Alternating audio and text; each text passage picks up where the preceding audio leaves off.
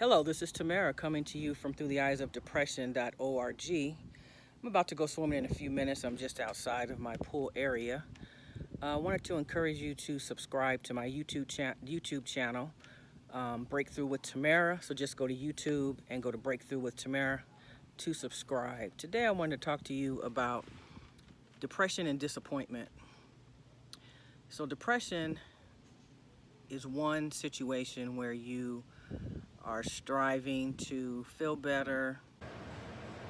Okay, I'm back. This is Tamara talking to you from through the eyes of depression.org. Subscribe to my YouTube channel at Breakthrough with Tamara. Please subscribe and like this video. Today, I want to talk to you about depression and your mind. So those of you who do not suffer from depression or mental illness, your brain looks much different than someone who has depression or mental illness. So I encourage you to actually look it up. Look up the brain of a depressed individual and the brain of someone who is not depressed.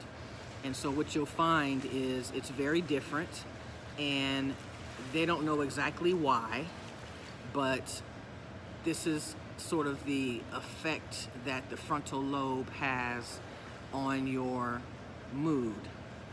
So it is a disease. It's a diagnosed condition. It's the same as having diabetes, heart disease, or anything else that you're required to take medication for, although everyone who suffers from depression does not necessarily take medication. But if you are required to or asked to, I would encourage you to do that, because it does work. And generally speaking, you'll have 3 types of medication, so don't be alarmed. And I encourage you to give it a try, because it could be just the thing that you need in order to get out of the funk. But I wanted to talk to you about how the mind of a depressed individual works. And it's different. So something that may seem very small to you may seem huge to someone with a mental illness. So I know that many people are wondering about depression and mental illness. They simply can't understand how someone can feel so bad every single day. Well, it does vary, and it's not so much a matter of feeling bad. It's just a feeling that you have that, I know I use it a lot, but a cloud that surrounds you, and it just isn't a good feeling. There are days when you feel much better than the previous day. Those can sometimes come far and in between, but when you're on a really good pattern of not having a lot of symptoms of depression, it is a very good feeling. So what I'm trying to get across is that even though you may not understand it, it's very important for you to sympathize with it, for you to not take it lightly, and for you to not think that the person is just seeking attention or they're making it up, because that could not be further from the truth. If I didn't have depression or didn't have to deal with mental illness, it would be a lot easier for me. But then again, all of us have shortcomings that we have to deal with, and this is something that I have to deal with and do my best to live my best life. So if you are wondering if someone suffers from depression or mental illness, you should know by the way that they act and how they may take simple instructions. So I'm going to tell you this. Someone who suffers from depression has a hard time focusing at times, remembering things, and just staying on task. And they may ask for you to repeat what you're saying. They're not forgetting it. They just have a hard time concentrating. So sometimes I find myself not being able to concentrate for longer periods of time, and then sometimes I feel like I'm on track very well. So taking notes, writing things down is very helpful, because you want to stay in a situation where if you're trying to communicate with someone, that they clearly understand what you're trying to say. So concentration is big. In addition, either a very big appetite or a poor appetite. They may either sleep a lot or hardly sleep.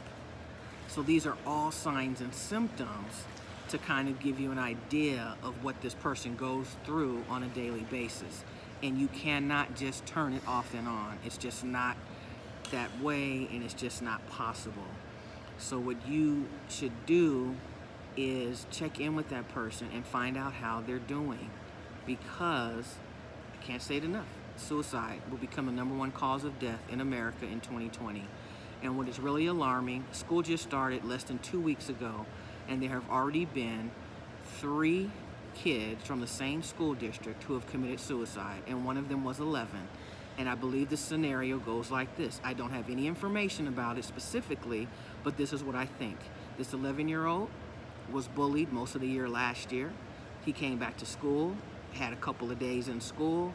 The bullying started again, and he said to himself, I am not going to go through this again for an entire year. So he said, you know what? I'm going to check out. He wasn't thinking about his parents. He wasn't thinking about his friends that do love him. He was just thinking about the school year and how every single day he would have to get up and go to school and be mistreated. So obviously, maybe some teachers knew about it, maybe they didn't. But in this particular case, this 11-year-old took his life. Could you imagine that? The pain of the parents and just the pain of the school itself. And in another middle school and a high school, 2 other kids killed themselves. So I'm telling you that bullying is real, mental illness is real, depression is nothing to joke about. And so if you have some warning signs of a friend, you need to check in with them via text message, give them a call. A lot of how they sound over the phone has a lot to do with how they're feeling, because you can just hear the sadness in their voice and you know that they're not doing well. So don't ignore it. Please don't ignore it. So I'm trying to give you some tips. You could also go to nami.org. That's the National Alliance on Mental Illness. There's some tips there. You can always go to my website, throughtheeyesofdepression.org, and I have over 300 posts that help you understand someone with depression. In addition to that, I have an ebook that I've written called A Series in Overcoming Depression, From Darkness into the Marvelous Light. And if you want to purchase this book, it's $6.99, and you can go on my website and make that purchase.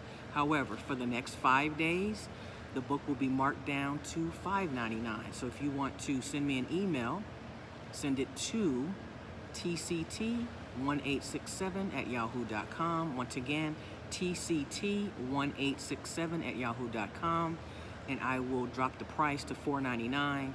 And I will let you know that you can make that purchase. This book is really a good way to kind of understand someone who's dealing with depression. It also has 50 ways to help someone make it through a depressed day or situation, and it kind of talks about the life of someone who lives with depression. It's about 41 pages, and it is a good read. It's also a good gift for someone who you know who may be suffering from depression. It will be good for them to read the book to try and gain some insight, and to also gain ways that they can overcome this debilitating disease.